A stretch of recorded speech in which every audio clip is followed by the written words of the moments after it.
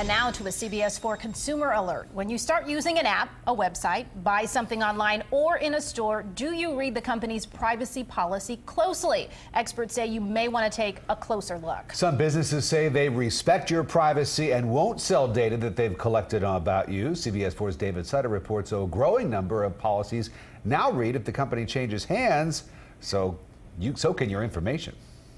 Realtor Shantae Bridges uses major social media apps and buys materials online to help her run her business.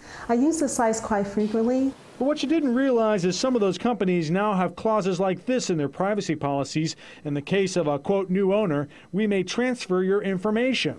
I was extremely shocked. Insiders say a growing number of companies now have similar disclosures. Some policies even say your information may be shared with a potential new owner during sales negotiations. Data can be a goldmine for companies.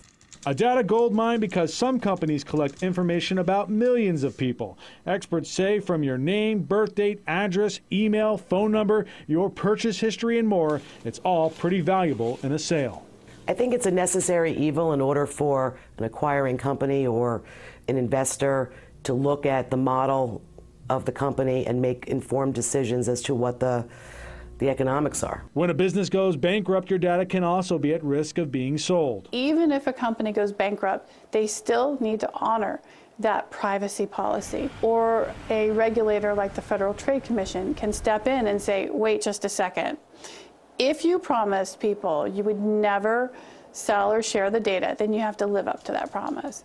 Do companies have to notify you if your data is transferred? It's really going to depend on that company's policy at the time they collected your information. Shantae says from now on, she's not going to just gloss over privacy policies, but will look to see what happens to her data if a company changes hands. We take a look at stuff, but we don't always dig a little deeper. And we probably need to look at that a little closer.